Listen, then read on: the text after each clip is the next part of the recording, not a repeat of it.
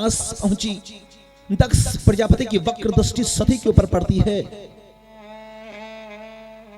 जैसे ही दक्ष प्रजापति अपनी पुत्री सती को देखते हैं, दक्ष प्रजापति कहते हैं कि अरे तू आ गई बिन बुलाए, अरे तू वहां से चल के आ रही है जहां से चल के आने के बाद में व्यक्ति अशुचि हो जाता है, अपवित्र हो जाता है। मुझे ऐसा लगता है कि उस मंद बुद्धि के साथ में रहते रहते तेरी बुद्धि में विकृति आ गई है, तेरी बुद्धि भ्रष्ट हो गई है। भगवान सुखदेव कहते हैं राजा परीक्षित से, राजन वो सती जो अपने पति को परमेश्वर समझती, अपने पति का सम्मान करती, अपना अपमान यदि वो दक्ष प्रजापति करता तो सती सहन कर लेती, लेकिन उसने सदाशिव का अपमान किया। सती कहने लगी कि मंद बुद्धि की मैं नहीं, मंद बुद्धि का तू है। दौड़कर पहुंची उस यज्ञ कुंड के पास, दक्ष प्रजापति को सचेत किया, सावधान किया कि देख तूने मेरे पति का अपमान किया है, तूने मेरे पति का तिरस्कार किया है, इसलिए मैं तेरे इस यज्ञ को सार्थक नहीं होने दूंगी, इस यज्ञ की पूर्णता में नहीं होने दूंगी। मना किया। सती ओले ओले उस यज्ञ कुंड के पास जैसे ही पहुंची, अपने आप को उस यज्ञ कुंड में गिरा दिया। भगवान शिव के गण वहां पर प्रकट हुए, सबके सिर विच्छेदन करने लगे। दक्ष प्रजापति का सिर विच्छेदन किया। भगवान शिव को समाचार पहुंचाया गया। भगवान शिव आते हैं, वहां सती के शव को जैसे ही उस यज्ञ कुंड से बाहर निकालते हैं, भगवान शिव के नेत्रों में अश्रु की धारा बहती है। भगवान सुखदेव कहते हैं राजा परीक्षित से, ज्ञानी कभी रोता नहीं, और भगवान शिव जब रोते हैं और कहीं कदाचित भगवान शिव की तीसरी नेत्र खुल जाता है, तीसरी आंख खुल जाती है, तो वहां केवल प्रलय दिखाई देता है। और यहां भगवान शिव के नेत्र में अश्रु की धारा बह रही है।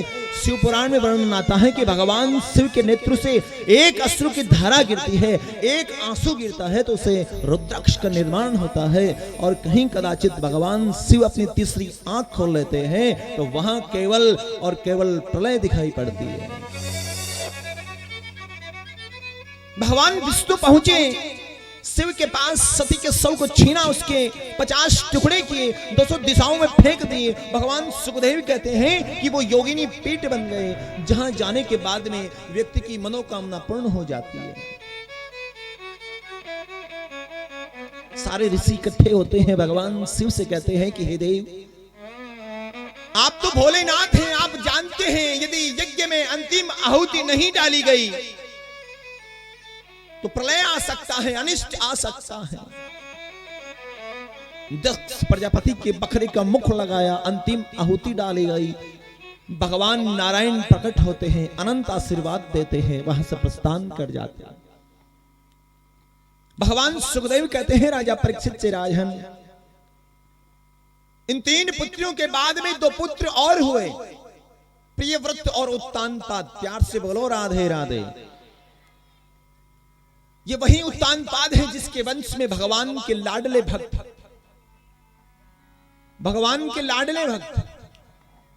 ध्रुव जी महाराज का प्रादुर्भाव होता है। ध्रुव जी महाराज उत्तानपाद के पुत्र हैं, उनकी माता का नाम सुनीति है। भगवान सुखदेव कहते हैं राजा परीक्षित से, राजन एक बार राजा उत्तानपाद जंगल के अंदर क्रीड़ा करने के लिए पहुंचते हैं। वहां एक सुंदर स्त्री को देखते हैं, उसके रूप को देखकर राजा उत्तानपाद मोहित हो जाते हैं। जैसे ही उसके रूप को देखकर मोहित होते हैं, उत्तानपाद वहां पहुंचकर कहते हैं कि देवी तुम्हारा परिचय क्या है? वो स्त्री कहती है कि मेरा नाम सुरुचि है। व्याकरण की दृष्टि से सुरुचि का अर्थ होता है स्वस्य रुचिर यस्य स रुचि, जो अपनी मन मर्जी के मुताबिक काम करें उसे हम सुरुचि कहते हैं। प्यार से बोलो राधे राधे। उसके रूप पर मोहित हुए उत्तानपाद, और ये मन की 5 मांगे हैं जहां मन हमारा खोया रहता है। का रूप सुहाना लगता है, उसके आगे तो भैया नया बाग भी पुराना लगता है। बोलो राधे राधे। ये मन की 5 मांगे हैं, रूप रस गंध स्पर्श। मन की 5 मांगे हैं। मन कहीं इन 5 चीजों को प्राप्त करना चाहता है। मन किसी सुंदर रूप को देखना चाहता है। सुंदर रूप को देखने के बाद उसको स्पर्श करने की चेष्टा करता है, उसमें रस लेता है। ये मन की 5 मांगे बताई है। प्यार से बोलो राधे राधे। तो राजा उत्तानपाद उसके रूप पर मोहित होते हैं। गंधर्व विधि से विवाह करके वो राजा उत्तानपाद उसको लेकर अपने महल में चले आते हैं। वहां किसी और स्त्री को देखा सुरुचि ने, कहने लगी कि हे देव ये कौन है? बोले ये हमारी पहले वाली पत्नी है। कहने लगे कि ये रहेंगी तो हम यहां नहीं रह सकती। सुत जी कहते हैं कि उस सुरुचि के प्रति कुछ आकर्षण ज्यादा था, इसलिए अपनी सुंदर सुशील पत्नी का परित्याग कर दिया। जिस समय उसका त्याग किया वो गर्भवती थी। मन के अंदर कोई वैर नहीं रखा। सुनती चुपचाप जंगल में चली जाती है, पर्णकुटी बनाकर वहीं वास करती। समय के अनुसार सुनती ने सुंदर पुत्र को जन्म दिया, जिसे हम ध्रुवजी महाराज कहते हैं। ध्रुवजी महाराज धीरे धीरे बड़े हो रहे हैं और सुनती के संस्कार देखो। वो कहीं भी जाती तो अपने पुत्र को संग में लेकर जाती, उसे अच्छी बातें सिखाती, सुंदर शिक्षा देती। शास्त्र कहते हैं कि अपनी संतान को अच्छे संस्कार देने चाहिए। बचपन में बालक वही सीखता है जो अपने परिवार में होता है। बोलो राधे राधे। एक बड़ी सुंदर सी बात है। एक बार एक सेठ जी अपनी पत्नी और अपने पुत्र को लेकर स्कूटर पे बैठ के यात्रा कर रहे थे। बेटे ने जिद की कि पापा मैं आइसक्रीम खाऊंगा। आइसक्रीम लेके सेठ जी ने अपने बेटे को दे दी। थोड़ा आगे गई, ब्रेकर आया, आइसक्रीम गिर गई। लड़के ने कहा कि पापा आइसक्रीम गिर गई। सेठ ने कहा कि गिर गई तो गिर जाने देना, हम सेठ हैं, गिरी हुई चीज को नहीं उठाते। थोड़े और आगे गई, एक ब्रेकर आया, पीछे से उनकी पत्नी गिर गई और उनको पता नहीं था। वो आगे बढ़ते गए बढ़ते गए बढ़ते गए। जैसे ही जहां उनको जाना था वहां स्कूटर को खड़ा किया, पीछे देखा तो पत्नी नहीं। अपने बेटे से पूछने लगे, बेटा तुम्हारी मम्मी कहाँ है? बोले मम्मी तो पीछे ही तो गिर गई। तो तूने बताया क्यों नहीं? बोले पापा आपने तो कहा था कि गिरी हुई चीज को नहीं उठाते। बोलो राधे राधे। तो संस्कार अच्छे देने हैं, क्योंकि बच्चे वही सीखते हैं जो देखते हैं अपने परिवार के अंदर, उसी को वो दोहराते हैं। और कोई अतिथि आता है तो जैसे ही बालक उनके सामने जाता है तो अतिथि उस बालक के वार्तालाप को देखकर समझ जाता है कि इस परिवार के संस्कार कैसे हैं। बोलो राधे राधे। एक बड़ी सुंदर सी घटना मुझे याद आती है। एक बार मैं मंदसौर में स्टील नगर में कथा कह रहा था। वहां पे कथा का कार्यक्रम था। कथा के बाद में मैं वहां टहल रहा था तो अचानक कुछ छोटे छोटे बच्चे मुझे दिखाई दिए। वो छोटे छोटे बालक मुझे देखकर कहने लगे, महाराज राधे राधे।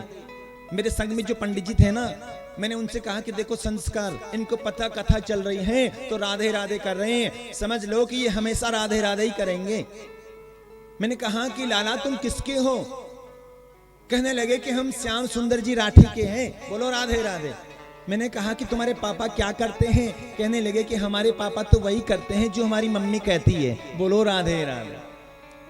तो कहने का मतलब ये उनके परिवार के संस्कार हैं। इसलिए भगवान सुखदेव कहते हैं राजा परीक्षित से, राजन वो सुनीति अपने पुत्र ध्रुव को लेकर सत्संग में जाती, कथा कीर्तन में जाती, उन्हें संतों की सेवा करने के लिए प्रेरित करती। धीरे धीरे ध्रुवजी महाराज बड़े हो रहे हैं। एक दिन ध्रुवजी महाराज वन के अंदर वनवासी बालकों के साथ खेल रहे थे। किसी वनवासी बालक ने उससे उसका परिचय पूछा कि कौन है तू? तेरे पिता कौन है? कौन है तेरी माता? तेरा वर्ण कौन सा है? तेरा संप्रदाय कौन सा है? तेरे पिता कौन है? कौन है तुम्हारी माता? इस बात को सुनते ही ध्रुवजी महाराज विचार करने लगे। मैं कौन हूं, मेरे पिता कौन है, मेरी माता कौन है। दौड़कर अपनी माँ के पास आते हैं, अपनी माँ से पूछते हैं कि माँ कौन है मेरे पिता, मेरा वर्ण कौन सा है, मेरा कुल कौन सा है। इस बात को सुनते ही सुनती कहने लगी कि तू जानता है तेरे पिता कौन है। ध्रुव जी कहने लगे कि बताओ ना मेरे पिता कौन है। हाथ पकड़कर बोलो राधे राधे।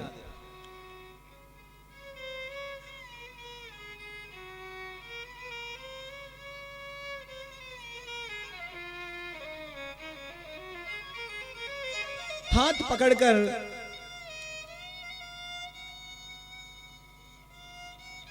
सुनीति बालक ध्रुव को महल के उस ऊंची अटालिका पर ले जाती है और जहां भगवान ध्वजा पताका फहरा रही थी उसकी तरफ इशारा करके कहती है कि तू जानता है तेरे पिता कौन है, क्या तुझे वो ध्वजा पताका दिखाई दे रही है। बालक ध्रुव का मन मचलने लगा। बालक ध्रुव कहने लगे कि बताओ ना माँ, क्या मेरे पिता किसी राजा के यहाँ कोई सचिव है, सेवक है, कोई अनुचर है, कोई सहचर है, दास दासियां हैं, उनकी सेवा में लगे रहते हैं, बताना मेरे पिता कौन है। सुनीति कहती है कि तेरे पिता जिनका नाम लेने से अच्छे अच्छे राजा भयभीत हो जाते हैं, जिनकी वक्र दृष्टि से इंद्र भी भयभीत होता है, जिनका यश दसों दिशंत में घूम रहा है, तू जानता है तेरे पिता कौन है, तेरे पिता राजा उत्तानपाद है। इस बात को सुनते ही बालक ध्रुव दौड़े दौड़े कहते हैं अपनी माँ के पास आए, उसकी गोद में चढ़कर कहने लगे कि माँ मैं अपने पिता के पास जाऊंगा, तेरा खोया हुआ सम्मान में लौटाकर तेरे चरणों में डालूंगा। बालक ध्रुव दौड़कर जैसे ही राजा उत्तानपाद के महल के भीतर प्रवेश करने लगते हैं, वहां द्वारपाल उन्हें रोक लेते हैं। अनुचर पूछते हैं कि तुम्हारा परिचय क्या है। बालक ध्रुव कहते हैं कि हम राजा उत्तानपाद के ज्येष्ठ पुत्र ध्रुव हैं। इस बात को सुनते ही वो द्वारपाल उस युवराज के सम्मान में, बालक ध्रुव के सम्मान में वो राजध्वनि बजाना प्रारंभ कर देते हैं, जो किसी विशेष अतिथि अभ्यागत के सम्मान में बजाई जाती है। ऐसी दिव्य राजध्वनि बजाते हैं। राजा उत्तानपाद विचार करते हैं कि आज ऐसा कौन सा अतिथि अभ्यागत आ गया है जिसके सम्मान में ये राजध्वनि दी जा रही है। दौड़कर आते हैं। राजा उत्तानपाद जैसे ही बालक ध्रुव अपने पिता को देखते हैं, दौड़कर अपने पिता की गोद में चढ़ने ही वाले थे, सो ही वहां पर सुरुचि आती है और उनसे कहती, बालक ध्रुव से कहती है कि बालो शिवत्नात्मन मन्य स्त्रीगर्भ संव्रतम, नहीं तो इनकी गोद में नहीं चढ़ सकता। बालक ध्रुव कहने लगे कि क्यों नहीं चढ़ सकता? तो इसलिए नहीं चढ़ सकता कि ये तेरे पिता है, लेकिन मैं तेरी माता नहीं। और हाँ, तुझे इनकी गोद में चढ़ने का इतना ही शौक है तो जंगल में चला जा, वहां नारायण का भजन करना, परमात्मा को याद करना, और जब भगवान नारायण तुम्हारी सेवा से प्रसन्न हो जाए तो उनसे कहना कि मुझे एक ही वरदान दे दो कि मैं माता सुरुचि के गर्भ में चला जाऊं। भगवान सुखदेव कहते हैं राजा परीक्षित से, राजन यहां पर उस सुरुचि ने मेरे नारायण का अपमान कर दिया, परमात्मा का अपमान कर दिया। हम कथाएं क्यों श्रवण करते हैं, हम सत्संग क्यों सुनते हैं? क्योंकि ये जो हमारा 84 का चक्कर है वो छूट जाए। लेकिन यहां पर सुरुचि को देखो, अपने गर्भ को भगवान के धाम से ऊंचा बताती है। वो कहती है कि जब भगवान प्रसन्न हो जाए तो उनसे एक वरदान मांग लेना कि तू मेरे गर्भ में आ जाए। बालक ध्रुव घबराए, होठ फड़फड़ाने लगे, जैसे कोई सोते हुए सर्प के ऊपर डंडा मार देता है, वो सांप अपना फन दिखाता है, वैसे ही बालक ध्रुव के औष्ठ फड़फड़ाने लगे।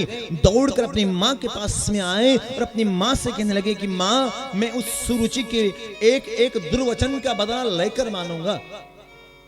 इस बात को सुनते ही सुनीति ने अपने हाथ से बालक ध्रुव के मुंह को बंद कर दिया और उससे कहा कि मां मंगलम तात परे सुमस्ता भुक्ति जनो यद पर दुख दस्तत, कि ना बेटा, जो तुम्हारे कर्म है वो देवताओं के समान है। ऐसा उसने क्या कहा जो तुझे इतना क्रोध आ रहा है? कि मां उसने कहा है कि यदि तुम्हें अपने पिता की गोद में चढ़ना है, इनकी गद्दी पर बैठने की चेष्टा यदि तुम्हें है, तो जंगल में चले जाओ, नारायण का भजन करो, नारायण का स्तवन करो। इस बात को सुनते ही सुमति ने कहा कि उसने जो कहा वो गलत नहीं कहा। अरे तुम यदि कल जाना चाहते हो जंगल में नारायण को प्राप्त करने के लिए तो आज चले जाओ, आज जाना चाहते तो अभी चले जाओ। शास्त्र कहते हैं कि पुत्रवती जुवती जग सोही, रघुपति भक्ति जासूसुत होई, कि वही मां वास्तव में मां कहलाने के योग्य है जिसका पुत्र नारायण का लाडला भक्त बन जाए। इसलिए बेटा तू कल जाना चाहता तो आज चला जा, आज जाना चाहता तो अभी चला जा। इस बात को सुनते ही बालक ध्रुव घबरा गए। अपनी मां से कहने लगे कि मां, आप भी मुझे जंगल में जाने के लिए कह रही हो, लेकिन वो नारायण कहां रहता है, वो परमात्मा रहता कहां है? इस बात को सुनते ही सुनीति कहती है कि नास्ति, इस संसार में ऐसी कोई जगह नहीं जहां नारायण का वास नहीं है। उसका वास कण कण के अंदर है, हर कण के अंदर उस नारायण का वास है। भगवान सुखदेव कहते हैं राजा परीक्षित से, राजन अपनी सौतेली मां के वचन सुनकर अपनी मां को प्रणाम करके 5 वर्ष के बालक ध्रुव निकल पड़ते हैं नारायण को प्रकट करने के लिए। यही दृश्य देख रहे थे नारद जी महाराज। नारद जी विचार करते हैं कि यदि मुझे ऐसा आज्ञाकारी शिष्य मिल जाए तो मेरा जीवन धन्य हो जाए। शिष्य तो बहुत होते हैं, लेकिन आज्ञाकारी लाखों करोड़ों में एक होता है। ये उत्तराधिकारी की कामना जितनी गृहस्थियों में देखी गई है, उतनी ही प्रचंड वेग से मठ मंदिरों में भी देखी जाती है। संत सन्यासी यति ये कामना करते हैं कि हमारे इस धर्म को, हमारे भागवत धर्म को, हमारे सिद्धांतों को, हमारे मूल्यों को प्रचार करने के लिए हमें कोई अधिकारी शिष्य मिल जाए। एक बड़ी सुंदर सी कथा आती है कि एक बार एक गुरुजी को एक शिष्य मिला, बड़ी सेवा करता था, नया नया शिष्य था, आश्रम के अंदर नया मेंबर। गुरुजी ने विचार किया कि ये आज्ञाकारी है या नहीं। 1 महीना हो गया इसको सेवा करते करते, थोड़ी इसकी परीक्षा लेनी चाहिए। प्रेम से बोलो राधे राधे। सायंकाल का समय था, गुरुजी शयन कर रहे थे, शिष्य बगल में शयन कर रहा था। तो गुरुजी ने परीक्षा लेने के लिए अपने शिष्य से कहा कि बेटा रात ज्यादा हो गई है, लाइट को बंद कर दो ना। तो शिष्य ने कहा कि गुरुजी इसको बंद करने की क्या आवश्यकता है, मुंह पे रजाई ओढ़ लो, सोई अंधेरा हो जाएगा। गुरुजी ने देखा कि ये तो बड़ा चालाक है, इसको दूसरा काम बताऊंगा फिर तो करना ही पड़ेगा ना जी। सोते सोते गुरुजी ने कहा कि लाला देखो देखे बाहर बारिश आ रही या नहीं आ रही है। सही शिष्य सोते सोते कहने लगा कि नहीं आ रही है। बोले तुम्हें कैसे पता? बोले देखा नहीं क्या अभी एक बिल्ली निकली थी, वो गीली नहीं थी, सूखी थी। बोलो राधे राधे। सोते सोते गुरुजी ने विचार किया कि अगली बार तो ऐसा काम बताऊंगा, ऐसा बताऊंगा कि इसको उठना ही पड़ेगा जी। गुरुजी ने कहा कि सुनो दरवाजे को बंद कर दो, कोई चोर डाकू आ जाएगा। सोते सोते शिष्य ने कहा कि गुरुदेव 2 काम मैंने कर दिए, एक तो आप ही कर दो। बोलो राधे राधे। तो भैया शिष्य होना चाहिए आज्ञाकारी, अवज्ञाकारी नहीं। इसलिए नारद जी महाराज विचार कर रहे हैं कि ऐसा आज्ञाकारी शिष्य मुझे मिल जाए। नारद जी महाराज पहुंचते हैं ध्रुव जी के पास, देखते हैं संत को प्रणाम करते हैं। नारद जी की परीक्षा में पास होते हैं, मंत्र देते हैं, ओम नमो भगवते वासुदेवाय। श्रीमद् भागवत महापुराण के अंदर ये एक ऐसा मंत्र है जो सिद्ध किया हुआ है। दूसरे मंत्रों को सिद्ध करना पड़ता है, लेकिन हमारे श्रीमद् भागवत महापुराण के अंदर ये एक ऐसा मंत्र है जिस मंत्र का जाप करने मात्र से गोविंद की प्राप्ति हो जाती है। जिसको भी परमात्मा मिले उसने इस मंत्र का जाप अवश्य किया। नारद जी महाराज को देखो, ध्रुव जी को मंत्र दे रहे हैं, कह रहे हैं कि लो मैं तुम्हें मंत्र देता हूं, इस मंत्र का जाप करना। ओम नमो भगवते वासुदेवाय इति तारक मंत्र। इतना कहकर नारद जी महाराज चले गए। ध्रुव जी महाराज अपने भजन का आज पहला दिन प्रारंभ करते हैं। दिन भर भूखे रहे, सायंकाल को कंदमूल फल खा लिया, भजन करना प्रारंभ किया। प्रथमे मास्य नु प्राप्ते, प्रथम दिन निकला। धीरे धीरे 5-5 दिन के अंतराल में, 10-10 दिन के अंतराल में भूखे रहते। त्रिरात्रांतरे 3-3 महीने तक भूखे रहते, भगवान का भजन करते। भगवान सुखदेव कहते राजा परीक्षित से, राजन आज ध्रुव जी महाराज के भजन का 5वां महीना चल रहा है। पंचमे मास्य नु प्राप्ति जित्स्वासो नृपात्मज। भगवान सुखदेव कहते राजा परीक्षित से, राजन आज ध्रुव जी महाराज ने वायुमंडल की हवा का पान करके भजन करना प्रारंभ कर दिया। जैसे ही वायुमंडल की हवा का अपहरण किया, देवताओं को श्वास लेने में कठिनाई हुई। देवता लोग पहुंचे विधाता ब्रह्मा के पास, कहने लगे कि हे देव, ये आपकी सृष्टि में आजकल क्या हो रहा है? बोले क्या हो रहा है? देखो ना, हमें श्वास लेने में कठिनाई हो रही है। बोले वही तो समस्या मेरी है, मैं भी पता नहीं लगा पा रहा हूं कि आजकल ये क्या हो रहा है। विधाता ब्रह्मा देवताओं को लेकर वैकुंठ पहुंचे नारायण के पास। कहते हैं कि हे देव, हमें श्वास लेने में कठिनाई हो रही है। वैकुंठ में शयन कर रहे भगवान नारायण कहते हैं कि अरे विधाता ब्रह्मा, घबराओ नहीं, मेरा 5 वर्ष का बालक ध्रुव मेरी तपस्या कर रहा है। मैं अभी जाता हूं और उसके दर्शन करके आता हूं। भगवान दर्शन देने नहीं जा रहे हैं, दर्शन करने जा रहे हैं।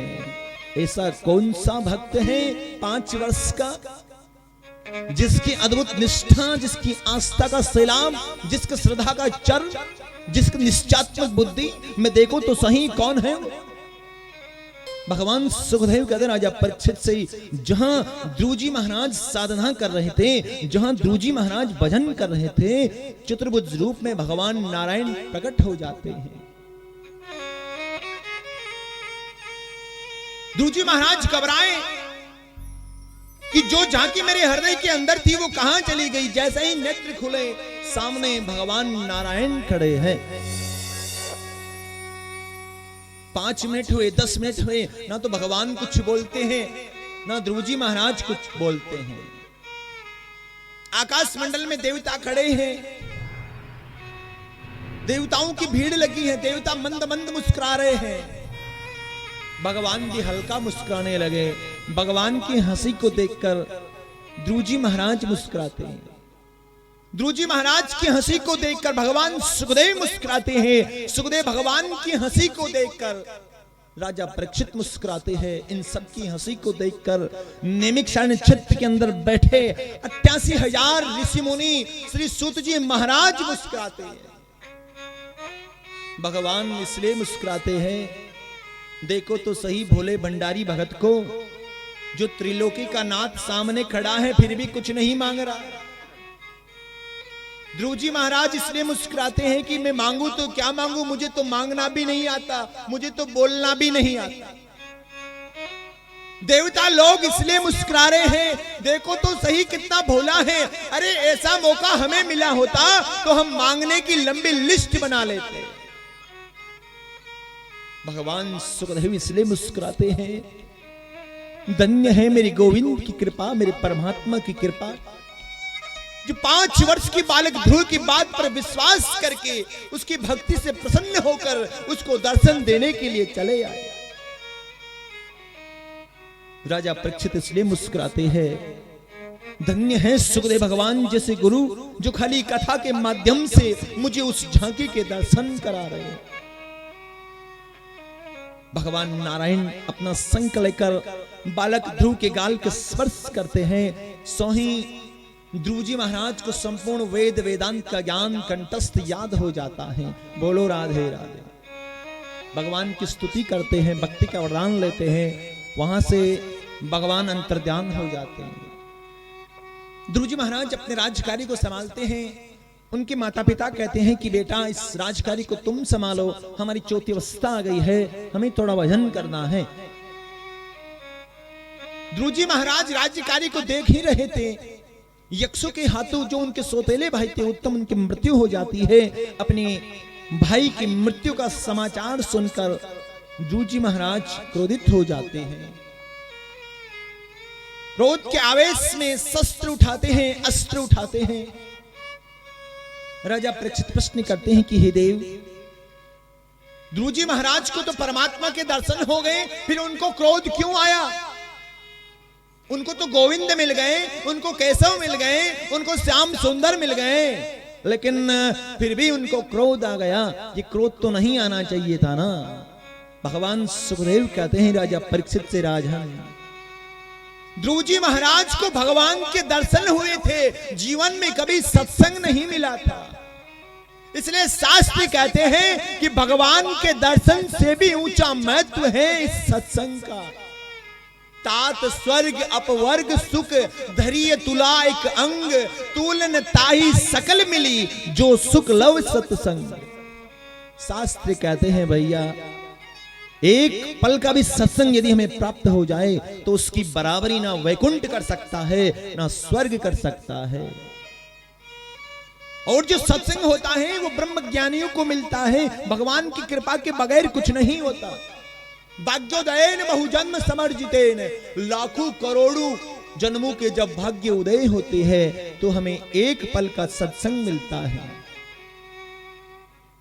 शंभु मनु प्रकट होते हैं, उपदेश करते हैं, ये जो तुम्हारे कर्म है ये श्रेष्ठ नहीं है। तुम भगवान के लाडले भक्त हो, तुम्हें ये शोभा नहीं देता। तुम भगवान का भजन करो, उनका स्तवन करो। ध्रुव जी महाराज अपने बाबा के उपदेश से प्रभावित होकर जंगल में जाते हैं। हजारों करोड़ों वर्षों तक तपस्या करते हैं, साधना करते हैं, और भगवान के धाम को जैसा ही जाने लगे वह मृत्यु देवी आती है। भगवान सुखदेव कहते राजा परीक्षित से, ध्रुव जी महाराज मृत्यु देवी के माथे के ऊपर पांव रख के सीधे भगवान के धाम को प्रस्थान कर जाते हैं। बोलो राधे राधे। और जिस युग में हम जीते हैं उसका नाम है मृत्यु लोक। जो आए हैं उनको एक दिन जाना पड़ता है। वो कहते हैं ना कि नाम में शहीदों के डिग्रियां नहीं होती, बदनसीब हाथों में चूड़ियां नहीं होती, सबको हाजिरी लगानी है उस दफ्तर पे, क्योंकि मौत वाले ऑफिस में छुट्टियां नहीं होती। बोलो राधे राधे। ये सुंदर सी कथा है। भगवान सुखदेव कहते हैं ध्रुव जी के वंश में हुए उत्कल, उत्कल के अंग हुए, अंग के वैन हुए जो दुष्ट थे। संतों ने साप दिया, मृत्यु हुई, उनके शरीर का मंथन किया, उससे सुंदर पुरुष उत्पन्न हुए जिसका नाम पृथु महाराज। पृथु का विवाह अर्ची के साथ हुआ। पृथु महाराज यज्ञ पर यज्ञ करते हैं। इंद्र को चिंता हुई कहीं इन्होंने 100 यज्ञ कर दिए, मेरी गद्दी ना चली जाए। 99 यज्ञ होते हैं, इंद्र उनके यज्ञ का घोड़ा चुरा कर ले जाते हैं। पृथु महाराज कहते हैं कि अब मुझे यज्ञ नहीं करना। 99 यज्ञ करने के बाद में उन्होंने यज्ञ करना बंद किया। भगवान नारायण उनकी निष्काम भक्ति से प्रसन्न होते हैं और उन्हें वरदान देते हुए कहते हैं कि मांगो तुम्हें क्या चाहिए। भगवान से अनंत वरदान प्राप्त करते हैं और वहां से अंतर्ध्यान हो जाते हैं। बोलो राधे राधे।